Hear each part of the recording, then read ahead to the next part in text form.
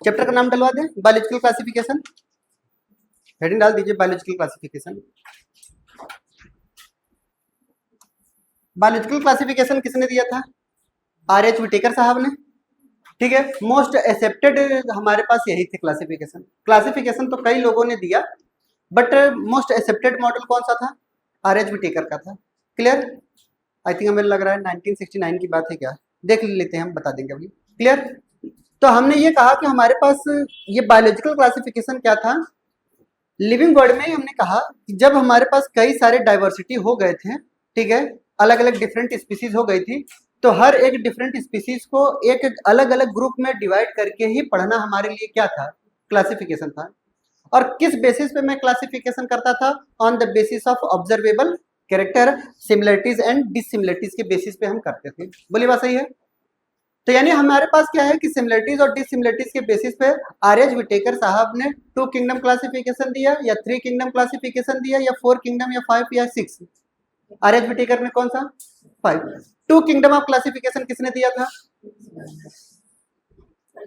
Carolus Linnaeus ने। ठीक है, 3 किंगडम क्लासिफिकेशन हैकल साहब ने, 4 किंगडम का क्लासिफिकेशन कोपलैंड ने, 5 किंगडम ऑफ क्लासिफिकेशन किसने दिया था? आर.एच. विटेकर ने, 6 किंगडम ऑफ क्लासिफिकेशन किसने दिया था? कार्ल वुज ने। सबके मॉडल हम इस चैप्टर के लास्ट में पढ़ाएंगे।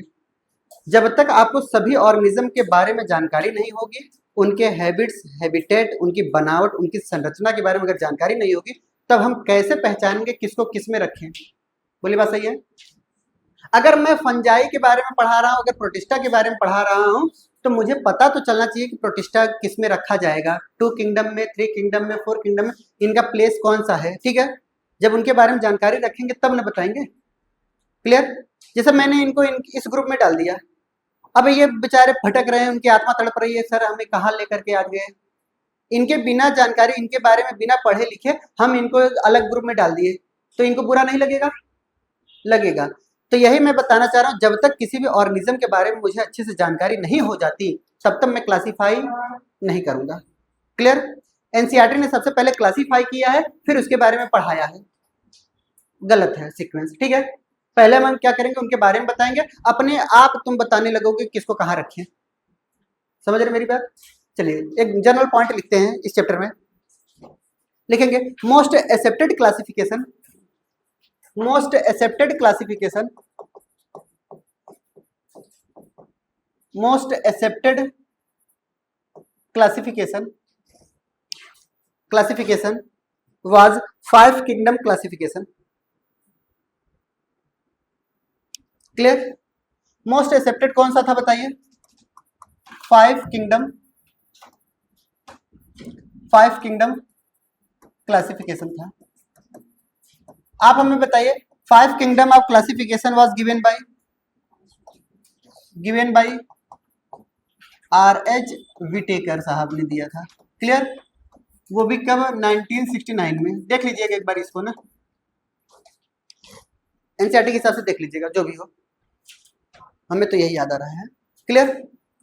5 किंगडम ऑफ क्लासिफिकेशन के अनुसार हमारे पास हम कुछ ग्रुप बनाना चाह रहे हैं। क्या बनाना चाह रहे हैं? कुछ ग्रुप बनाना चाह रहे हैं। जैसे हम आपको समझा रहे हैं, आपको लिखना नहीं है, अभी सुन लेना है। अगर मैं आपसे यहाँ पे एक तरफ सीरियल नंबर लिख दिया, क्लियर, जहाँ पे 1 2 3 4 लिखूंगा, यहाँ पे मैं कैरेक्टरिस्टिक्स फीचर लिखूंगा। क्या लिखूंगा? Characteristics feature. आपके एनसीईआरटी ने भी लिखा है। क्लियर? Characteristic feature. फिर हमारे पास 5 किंगडम ऑफ क्लासिफिकेशन के अनुसार कौन कौन से थे बताइए? सबसे पहला कौन आया था? मोनेरा। फिर उसके बाद कौन आए थे? प्रोटिस्टा के बाद कौन आया था? बोलिए। फंजाई आए थे। फंजाई के बाद कौन आया था?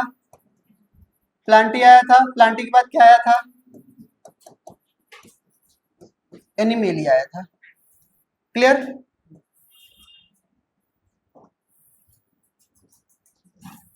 ये कुछ इस तरीके से हमने कैरेक्टर को अलग अलग किया है। क्लियर? अब सुनते जैसे सबसे पहला हमारे पास फीचर्स क्या दिया है एनसीईआरटी ने? सेल टाइप दिया है। सबसे पहला फीचर क्या दिया है? सेल टाइप दिया है। तो सीरियल में नंबर 1 में हमारे पास नंबर 1 पे कौन आएंगे? Cell type. यानी सेल टाइप का मतलब क्या है? ये यूकैरियोट है या प्रोकैरियोट है, इसकी जिक्र कर रहे हैं। ठीक है, चलिए बताइए हमारे पास ये मोनेरा कैसे आएंगे, मोनेरा प्रोकैरियोट, अरे बोलिए ये कैसे आएंगे, यूकैरियोट, ये कैसे आएंगे, यूकैरियोट, ये कैसे आएंगे, यूकैरियोट, ये कैसे आएंगे, यूकैरियोट। क्लियर। अब हमें बताइए ये यूनिसेलुलर, यूनिसेलुलर, इधर सब के सब मल्टी सेलुलर, यानी इधर यहाँ पे कैसे आएंगे, ये यूनिसेलुलर, ये कैसे यूनिसेलुलर, ये कैसे इधर मल्टी सेलुलर, इधर हमारे पास कैसे मल्टी सेलुलर, इधर हमारे पास कैसे मल्टी सेलुलर। बोलिए बात सही है। यानी ये हमारे पास क्या आएंगे, ये सेलुलर क्या है, मल्टी सेलुलर का मतलब क्या है, ये सेल ऑर्गेनाइजेशन की बात कर रहे हैं। किसकी बात कर रहे हैं, यानी यहाँ पे बात की जाएगी तो ऑर्गेनाइजेशन की बात की जाएगी, लेवल ऑफ ऑर्गेनाइजेशन, ये बना कैसे है। क्लियर। चलिए तीसरा पॉइंट आता है कि इनके अंदर सेल वॉल है या नहीं है। ठीक है, सेल वॉल है या नहीं है बताइए। मोनेरा के पास सेल वॉल पाए जाते हैं, हाँ पाए जाते हैं ना, कहा। ठीक है, सेल वॉल किसकी बनी होती है, पेप्टाइडोग्लाइकेन की बनी होती है। किसकी बनी होती है, यानी इनके अंदर सेल वॉल क्या पाए जा रहे हैं, पाए जा रहे हैं, वो भी किसके बने हुए हैं, पेप्टाइडोग्लाइकेन के बने हुए हैं। ठीक है, या कई कई जगह पे इनको अलग नाम भी देते हैं, ग्लाइकोम्यूरिन भी बोलते हैं, म्यूकोपॉलीसेक्राइड भी बोलते हैं। ठीक है, म्यूकोपेप्टाइड भी बोलते हैं। म्यूको टर्म और ग्लाइको टर्म हमेशा कार्बोहाइड्रेट के लिए यूज होता है। जब हम ये अब आपको बैक्टीरिया पढ़ाएंगे तब आपका ध्यान खुलेगा यहाँ पे। क्लियर।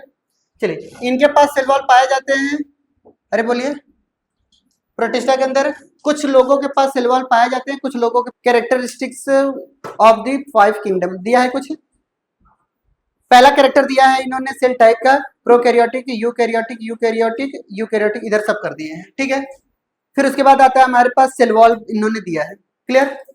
सेल वॉल के बारे में क्या बोला है कि इनके पास जो मोनेरा है ये पेप्टाइडोग्लाइकेन है। पेप्टाइडोग्लाइकेन क्या हमारे पास सेल वॉल किसका बना हुआ है, सेलुलोज है ये नहीं। ठीक है, नॉन सेलुलोजिक है। ये कैसा है बताइए, नॉन सेलुलोजिक। ठीक है, वो चार्ट आप अपने एनसीईआरटी से बनाइएगा। क्लियर। दूसरा पॉइंट दिया गया इन्होंने क्या, ये polysaccharide and amino acids. Peptidoglycan क्या है, ग्लाइकेन क्या है, यहाँ पर ग्लाइकेन क्या है, पॉलीसेक्राइड है। अमीनो क्या है, अमीनो एसिड्स क्या है, पेप्टाइड ही है। क्लियर। दूसरा पॉइंट इन्होंने प्रोटिस्टा में लिखा है प्रेजेंट इन सम, कुछ में हमारे पास सेल वॉल पाए जाते हैं, कुछ में नहीं पाए जाते। जो पाए जाते हैं वो प्लांट बिहेवियर की तरह, और जो नहीं पाए जा रहे हैं वो एनिमल्स की तरह। और हमारे पास फंजाई के पास पाए जाते हैं। ठीक है, वो भी किसके बने होते हैं, काइटिन के बने होते हैं। और हमारे पास सेलुलोज के बने होते हैं, इनके पास एब्सेंट होते हैं। क्लियर। यानी इनके अंदर क्या, एनिमल्स के अंदर बताइए क्या है, सेल वॉल एब्सेंट है। प्लांट के पास कैसे सेलुलोज, ठीक है, कैसा सेल वॉल बताइए, सेलुलोजिक सेल वॉल। इनके पास फंजाई के पास कैसे सेल वॉल बताइए, काइटिनस सेल वॉल। ठीक है, और इनके पास क्या बताया हमने, प्रेजेंट इन सम। कुछ लोगों के पास पाए जाते हैं, और कुछ लोगों के पास क्या, कुछ लोगों के पास सेल वॉल जैसे स्ट्रक्चर होते हैं बट सेल वॉल नहीं होते हैं, जिसको हम पेलिकल कहते हैं। ठीक है, इनके पास प्रोटीन की एक लेयर होती है, कवरिंग होती है, वो सेल वॉल नहीं होती। ठीक है, सेल वॉल की तरह बिहेव कर रही है। दूसरा पॉइंट इन्होंने ये लिखा है कि न्यूक्लियर मेम्ब्रेन। चलिए हमें बताइए, nuclear membrane is the characteristic feature of eukaryotic cells. ठीक है, प्रोकैरियोटिक सेल्स के अंदर न्यूक्लियर इन्वॉल्व क्या होंगे, एब्सेंट होंगे। तो यहाँ पे मोनेरा के अंदर क्या होगा बताइए, एब्सेंट होगा। बाकी सब के अंदर कैसा होगा, प्रेजेंट होगा। ठीक है, अगर ये चौथा कैरेक्टरिस्टिक फीचर अगर मैं लिख रहा हूं न्यूक्लियर मेम्ब्रेन, तो हम उम्मीद करते हैं कि आप लोग बता ले जाएंगे, क्योंकि इसको बहुत अच्छे से पढ़ाया है। ठीक है, प्रोकैरियोटिक और यूकैरियोटिक सेल्स के बीच में बहुत ज्यादा डिफरेंस हमने बताया था। इनके अंदर क्या होगा, न्यूक्लियर मेम्ब्रेन बताइए, प्रोकैरियोट है तो एब्सेंट। बाकी सभी के अंदर क्या होंगे बताइए, बाकी सभी के अंदर क्या होंगे, प्रेजेंट होंगे। बोलिए बात सही है। इनके अंदर भी प्रेजेंट है, इनके अंदर भी प्रेजेंट है, इनके अंदर भी प्रेजेंट है, इनके अंदर भी प्रेजेंट है। क्लियर। नेक्स्ट कैरेक्टरिस्टिक फीचर क्या बताया इन्होंने, बॉडी ऑर्गेनाइजेशन, ये तो मैं पढ़ा चुका है। ठीक है, अभी तो body organisation, level of organisation को क्या बोला हमने, बॉडी ऑर्गेनाइजेशन। ठीक है, फिर उसके बाद आता है हमारे पास क्या, नेक्स्ट क्या है, मोड ऑफ न्यूट्रिशन है, मोड ऑफ न्यूट्रिशन। पांचवा आता है हमारे पास मोड ऑफ न्यूट्रिशन। ये ऑटोट्रॉपिक भी होते हैं, हेटरोट्रॉपिक भी होते हैं, ये भी ऑटोट्रॉपिक होते हैं और हेटरोट्रॉपिक भी होते हैं। क्लियर? फंजाई कैसे होते हैं? हेटरोट्रॉपिक होते हैं। ये कैसे होते हैं? ऑटोट्रॉपिक होते हैं। ये कैसे होते हैं? हेटरोट्रॉपिक होते हैं। क्लियर? जल्दी कर लीजिए, लिख लीजिए, एनसीईआरटी से तुरंत बनाइए। शुरुआत की चीजें अभी हम नहीं पढ़ा रहे हैं। क्लियर? शुरुआत में उन्होंने क्लासिफिकेशन किया है, इस चीज को मैं सबसे लास्ट में पढ़ाऊंगा। चलिए, 5 किंगडम में सबसे पहला किंगडम क्या आएगा हमारे पास?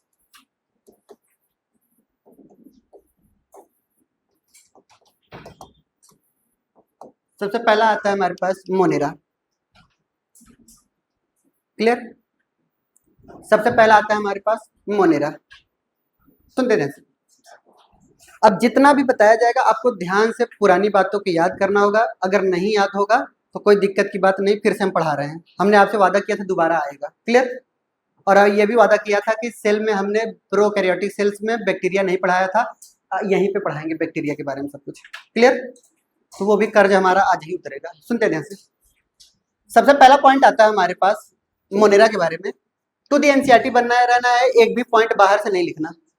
मैं आपसे गुजारिश कर रहा हूं कि ये जो 4 चैप्टर हैं, ठीक है, animal kingdom, plant kingdom, biological classification और लिविंग वर्ल्ड। लिविंग वर्ल्ड तो हमारे पास मुश्किल से मुश्किल एक क्वेश्चन आएगा, वो भी नहीं आएगा अभी। ठीक है? अब आना था, जिस जहां से आता था वो क्वेश्चन, वो चैप्टर, वो टॉपिक ही डिलीट कर दिया गया है। ठीक है? टेक्सोनॉमिकल एड से ज्यादा क्वेश्चन आते थे वहां से। क्लियर? वो अब हटा दिया गया है। और एक हमारे पास व्हाट इज लिविंग से आते थे, कैरेक्टरिस्टिक फीचर ऑफ लिविंग से आते थे, वो भी हटा दिया गया। तीसरा क्वेश्चन आने के चांसेस होते थे डाइवर्सिटी ऑफ लिविंग वर्ल्ड। तो डाइवर्सिटी में हमारे पास ज्यादा पॉइंट है नहीं, तो एक क्वेश्चन आएगा और अगर नसीब रहा तो वो भी नहीं आएगा। क्लियर?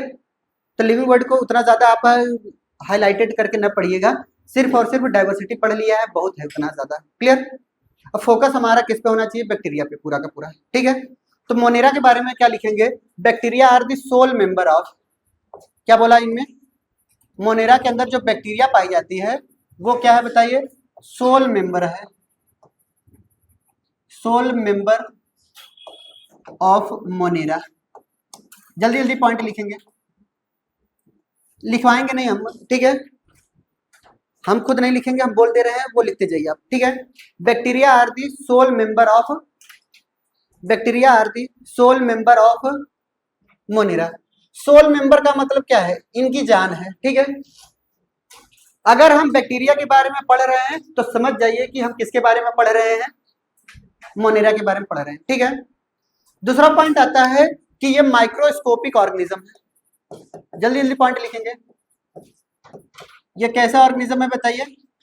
माइक्रोस्कोपिक ऑर्गेनिज्म है, यानी बहुत ही छोटे छोटे ऑर्गेनिज्म है, माइक्रोस्कोपिक ऑर्गेनिजम्स। क्लियर? दूसरा पॉइंट लिखेंगे हमारे पास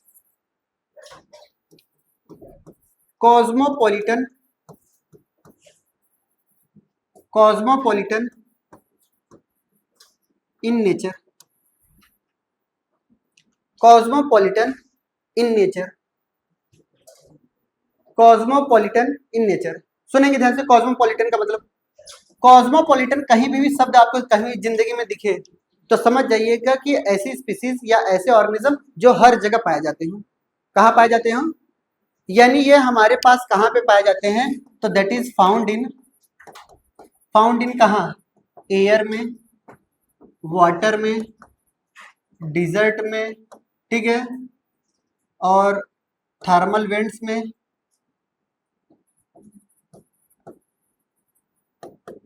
हिमालय की चोटी पे, ठीक है, हर जगह जहां पे उम्मीद नहीं कर सकते वहां पे भी ये पाए जाते हैं। ठीक है? हॉट स्प्रिंग वगैरह सब जगह पाए जा रहे हैं। क्लियर? ये हर जगह पाए जा रहे हैं। क्लियर? ऐसी कोई जगह नहीं जहां ये ना पाए जाते हो। ठीक है? और जो चीजें जहां हर जगह पाए जा रही हैं उसके लिए मैं क्या टर्म यूज करता हूं बताइए? कॉस्मोपॉलिटन टर्म यूज करता हूं। क्लियर? दूसरा पॉइंट आता है हमारे पास, next point, soil is richest source, soil is richest source of bacteria, that is सबसे ज्यादा बैक्टीरिया कहाँ देखने को मिलेंगे? हवा में, पानी में, कहाँ पे? सॉइल में, ठीक है। यानी ये हर जगह पाए जा रहे हैं और सबसे ज्यादा वो भी कहाँ पे मिलेंगे बताइए? ये आपको सॉइल में देखने को मिलेंगे, ठीक है। एनसीईआरटी लाइन सुनिएगा। एनसीईआरटी लाइन ये बोलती है कि hundreds of bacteria present in handful soil. एक अगर मुट्ठी में अगर सॉइल लेंगे तो 100 प्रकार के बैक्टीरिया मिलेंगे। 100 बैक्टीरिया नहीं बोल रहा हूँ, 100 प्रकार के बैक्टीरिया। लोगों को लगता है कि 100 प्रकार के बैक्टीरिया और 100 बैक्टीरिया में क्या डिफरेंस है? बहुत डिफरेंस है। एक बार एसर्शन रीजन में यही क्वेश्चन आया था, ठीक है। 100 बैक्टीरिया नहीं मैं बोल रहा हूँ, हंड्रेड्स ऑफ बैक्टीरिया। समझ आ रही बात? अगर मैं 100 बैक्टीरिया बोलता तो हो सकता है ये सेम स्पीसीज के ही हो। समझ आ रही बात? यानी हंड्रेड्स ऑफ बैक्टीरिया का मतलब क्या है कि अगर एक बंद मुट्ठी लेंगे तो उसमें 100 डिफरेंट प्रकार के हमें क्या मिलेंगे? बैक्टीरिया देखने को मिलेंगे। क्लियर? तो that is hundreds of bacteria, hundreds of bacteria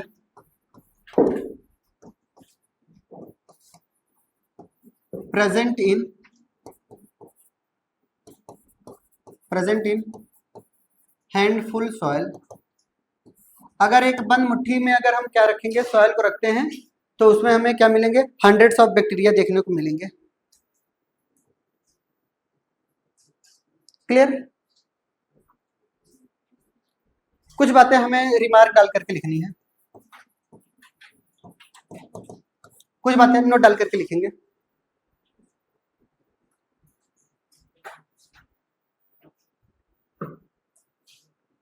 ठीक है, चलिए पहले माहौल बना करके लिख लेते हैं ना।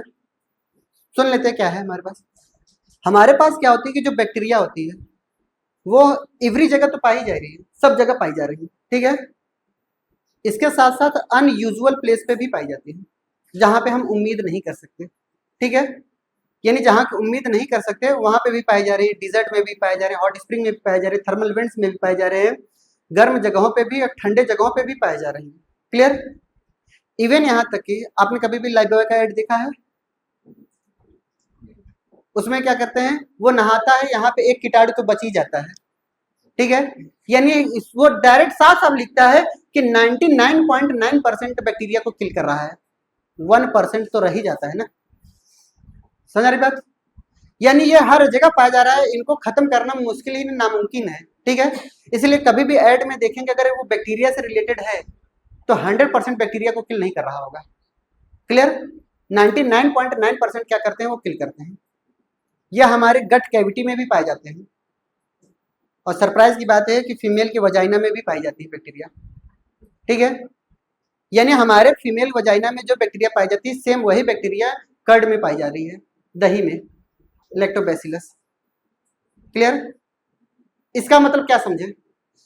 कर्ड के अंदर जो भी हमारे पास कर्ड का पीएच है सेम पीएच क्या है? फीमेल के वजाइना का है, ठीक है। शायद यही वजह है कि हमारे पास वहां पे फीमेल के वजाइना में ह्यूमिडिटी मेंटेन रहती है, मॉइस्चर मेंटेन रहती है, ड्राई नहीं होती। अगर जिस दिन ये बैक्टीरिया ना रही तो इन्फेक्शन होने के चांसेस, यूटीआई होने के चांसेस बढ़ जाते हैं, ठीक है। लोगों को लगता है बैक्टीरिया हमारे लिए बहुत बुरा होता है, इतना भी बुरा नहीं है या जितना हम लोगों ने बदनाम किया है। क्लियर? तो जो बैक्टीरिया हमारे कहाँ पे पाई जा रही है? फीमेल के वजाइना में, सेम वही बैक्टीरिया हमारे पास कहाँ पे पाए जा रहे हैं? दही में पाई जाती है। क्लियर? तो लिख लेते हैं हमारे पास यही पॉइंट लिखेंगे। Bacteria are present in everywhere, bacteria are present in everywhere, that is cosmopolitan that is cosmopolitan and also found in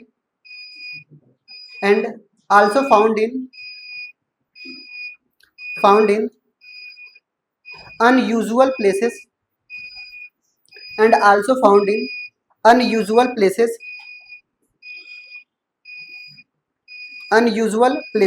that is desert, deep sea, desert, deep sea, thermal vents,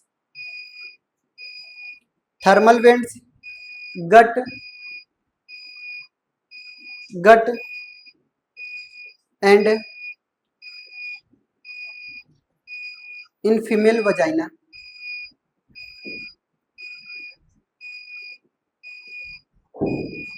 in female vagina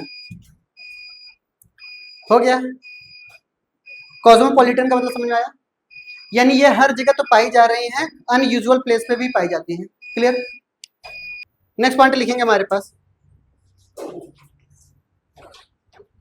आगे बढ़े, सुनते ध्यान से। अब कुछ हमें bacteria के structure के बारे में ध्यान से रखेंगे, ठीक है। तो हेडिंग डालते हैं स्ट्रक्चर ऑफ बैक्टीरिया।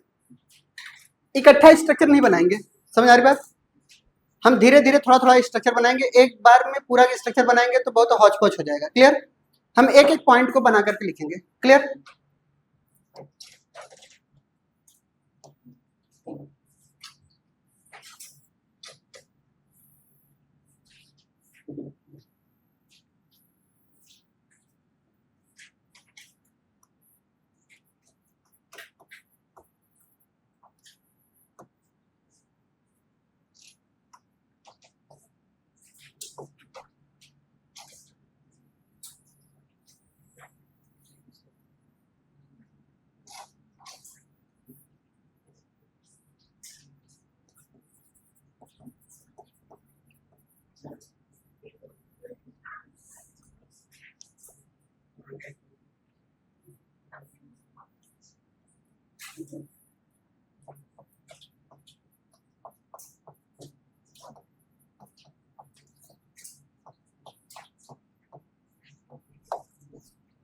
बनाइए।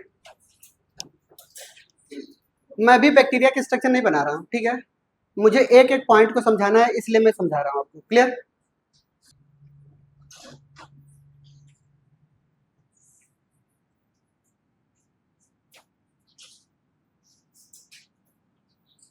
कोई दिक्कत नहीं है, घबराओ मत, ठीक है। क्लियर। चलिए बताएं, सुनते जैसे ध्यान लगा करके सुनेंगे। मॉड्यूल और डीपीपी एक साथ लेकर के बैठिएगा, मैक्सिमम क्वेश्चन से तुरंत लगाएंगे तभी हो पाएगा। क्लियर।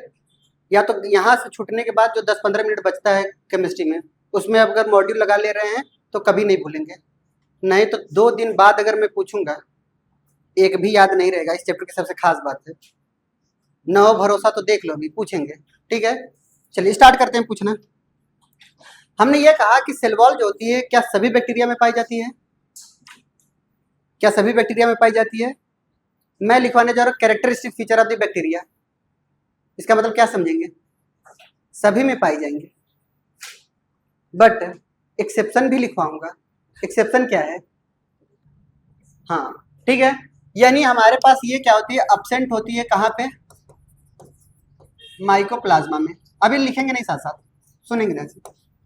कहाँ पे एब्सेंट होती है, माइकोप्लाज्मा में ये एब्सेंट होती है। दूसरा पॉइंट सुनेंगे, ये बनी किसकी होती है, किसकी बनी होती है बताइए, पेप्टाइडो ग्लाइकेन की। लिखेंगे नहीं अभी, नहीं तो फिर दिक्कत होगी, ना हो तो भरोसा साथ साथ लिख करके देख लो एक बार, ठीक है, क्योंकि डायग्राम ये छोटा भले है, इसी में सब कुछ लिखवाऊंगा मैं। क्लियर। तो यहाँ पे पेप्टाइडो ग्लाइकेन, ये पेप्टाइडो का मतलब क्या समझते हैं आप, प्रोटीन। ग्लाइकेन का मतलब क्या समझते हैं बताइए, ग्लाइकेन का मतलब क्या समझते हैं, कार्बोहाइड्रेट, ठीक है।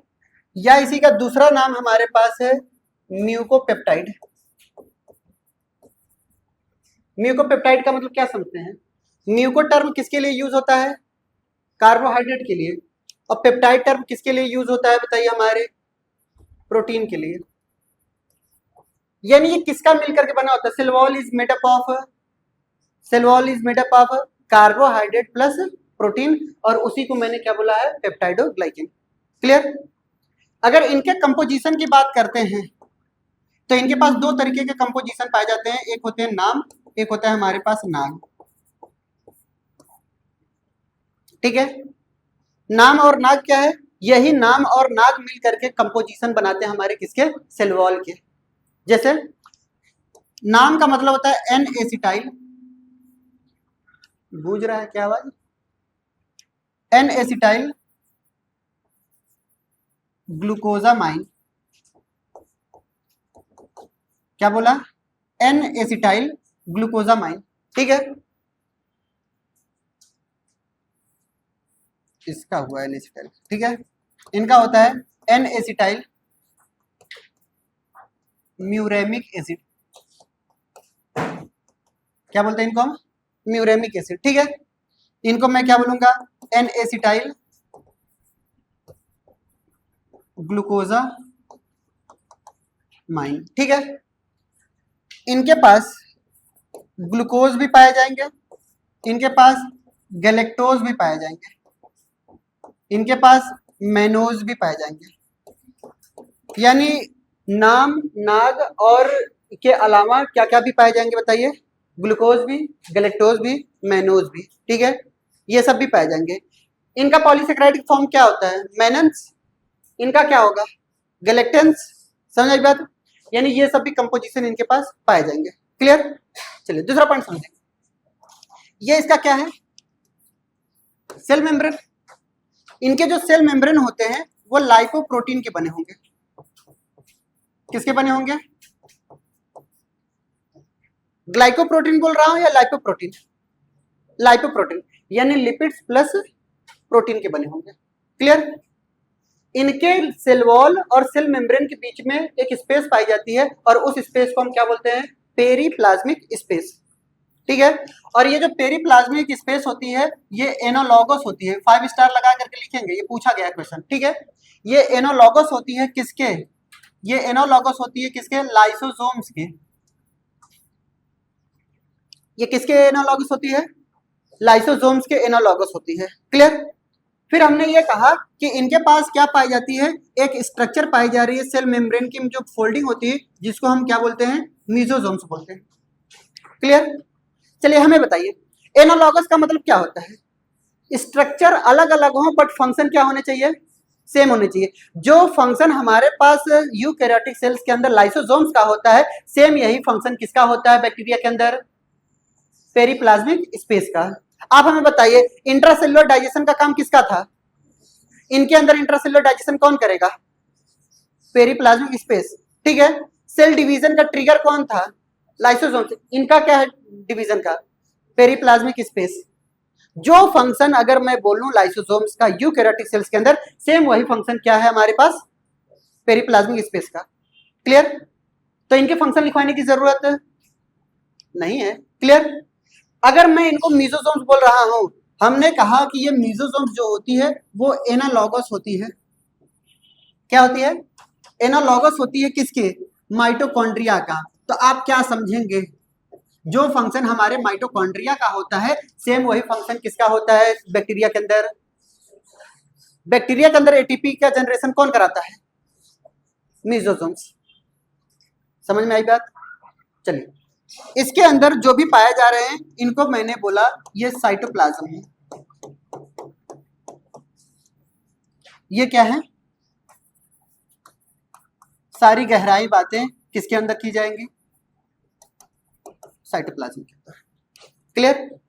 चलिए पूछने की बारी आ गई। उठ भाई। इनके अंदर हमने राइबोसोम्स बनाया।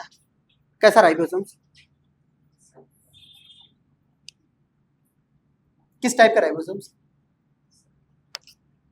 इनके अंदर कैसा राइबोसोम्स? कंफ्यूज मत कर। 70s। छोटी यूनिट का नाम? छोटी यूनिट कितने यूनिट की बनेगी? कितने एस की? Small unit?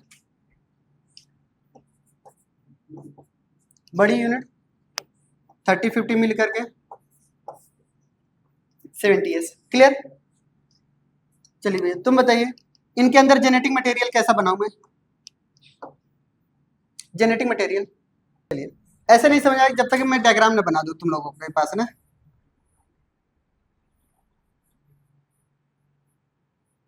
क्लियर? ये क्या है इनका, ये क्या है इनका, जेनेटिक मटेरियल है।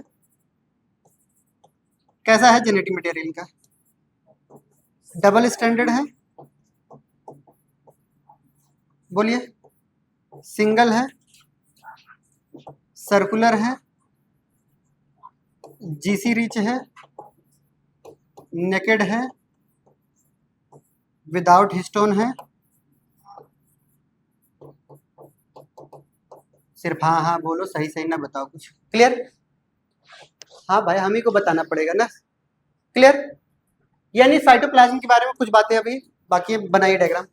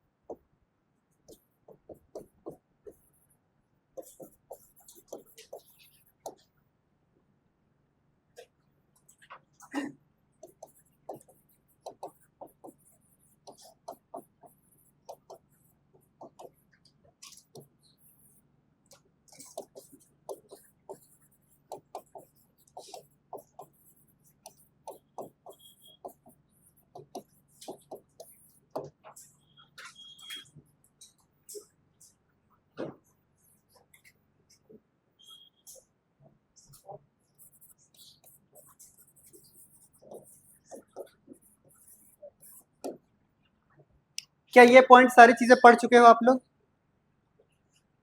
आंख खोल करके देखो तो सब पढ़ा चुका हूं, ठीक है, जल्दी करिए, केवल 2% एक्स्ट्रा बढ़ेंगे बस, ठीक है, एनसीईआरटी से 1-2% एक्स्ट्रा होगा। सुनते एक बार फिर से रिवाइज करा दे रहे, क्लियर? अगर हम किसी भी बैक्टीरिया का स्ट्रक्चर का ध्यान से देखेंगे तो सबसे पहले बैक्टीरिया में सबसे ऊपर क्या पाई जाती है? क्या पाई जाती है? सेल वॉल पाई जाती है। और इनकी बैक्टीरिया की सेल वॉल किसकी बनी होती है? पेप्टाइडोग्लाइकेन की बनी होती है। पेप्टाइडोग्लाइकेन का दूसरा नाम म्यूकोपेप्टाइड भी, ठीक है। म्यूकोस टर्म हमारे पास, म्यूको टर्म किसके लिए यूज किया जाता है? कार्बोहाइड्रेट के लिए। ग्लाइको टर्म किसके लिए यूज किया जाता है? ग्लाइकेन टर्म कार्बोहाइड्रेट के लिए, ठीक है। पेप्टाइड टर्म किसके लिए यूज होता है? अमीनो एसिड्स या फिर हम कह सकते हैं प्रोटीन के लिए, क्लियर? फिर हमने ये कहा कि हमारे पास यहाँ पे स्ट्रक्चर जो बताई गई, इनके पास कंपोजिशन की बात करेंगे तो एन एसिटाइल ग्लूकोजामिन और एन एसिटाइल म्यूरेमिक एसिड भी पाई जाती हैं, ग्लूकोज भी पाई जा रही है, गैलेक्टोज भी पाए जा रहे हैं, मेनोज भी पाए जा रहे हैं। ये कंपोजिशन हमारे किस में पाई जाती है? बैक्टीरिया की सेल वॉल में पाई जाती है, ठीक है। फिर उसके अंदर अगर हम आते हैं तो सेल मेम्ब्रेन दिखाई देता है, और इनका जो सेल मेम्ब्रेन होता है वो किसका बना होता है? लिपिड्स प्लस प्रोटीन का बना होता है। इसी को हमने क्या बोला? लाइपोप्रोटीन बोला। फिर इनके अंदर हम देखेंगे कि सेल मेम्ब्रेन और सेल वॉल के बीच में कुछ स्पेस पाई जाती है, और उसका स्पेस का नाम क्या है? पेरीप्लाज्मिक स्पेस बोलते हैं। और पेरीप्लाज्मिक स्पेस किसका एनालॉगस है? बताइए, किसका एनालॉगस है? लाइसोसोम्स का एनालॉगस है। और जो काम लाइसोसोम्स का होता है सेम वही काम कौन करता है? पेरीप्लाज्मिक स्पेस करती है, ठीक है। फिर हमने ये कहा कि हमारे पास सेल मेम्ब्रेन के अंदर एक फोल्डिंग पाई जाती है, उस फोल्डिंग का नाम क्या है? मीसोसोम्स। मीसोसोम्स किसका वो एनालॉगस है? माइटोकॉन्ड्रिया का। जो फंक्शन माइटोकॉन्ड्रिया का होता है सेम वही फंक्शन किसका होता है? मीसोसोम्स का। फिर हमने ये कहा कि अब सेल के अंदर, ठीक है, साइटोप्लाज्म पाए जाते हैं। ध्यान से देख करके बताते जाइएगा, ठीक है। साइटोप्लाज्म में क्या क्या नजर आया आपको? बताइए। 70S राइबोसोम्स नजर आया, और क्या नजर आया बताइए? हमारे पास जेनेटिक मटेरियल नजर आए। इनके जो जेनेटिक मटेरियल होते हैं उनके पास क्या पाया जाता है? डीएनए पाया जाता है। डीएनए कैसा होता है? डबल स्टैंडर्ड होता है, सिंगल होता है, सर्कुलर होता है, नेकेड होता है, जीसी रिच होता है।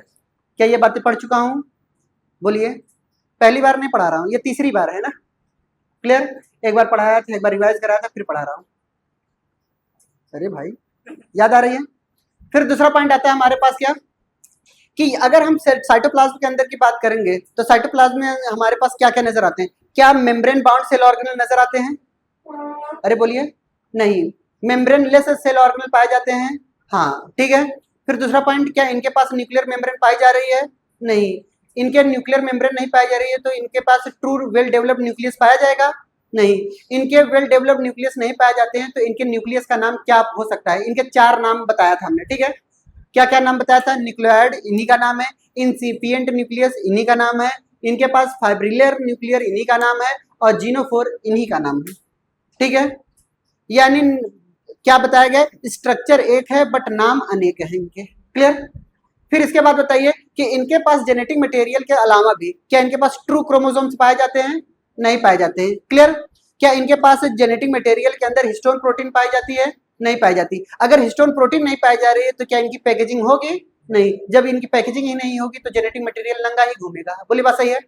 दूसरा पॉइंट आता है हमारे पास, इनके पास नॉन हिस्टोन प्रोटीन पाई जाती है, और नॉन हिस्टोन प्रोटीन के बाद हमारे पास क्या नजर आ रही है? कुछ नहीं नजर। नॉन हिस्टोन प्रोटीन में हमने इनको क्या बोला था? पॉलीएमीन्स बोल दिया था। याद आ रही है? खत्म हमारे पास स्ट्रक्चर, क्लियर? चैप्टर खत्म कहाँ? अभी बैक्टीरिया का एक पॉइंट भी नहीं हुआ, 1% भी नहीं पढ़ाया है। ये अभी माहौल बना रहे हैं, क्लियर? बंद करते हैं इसी पे ना।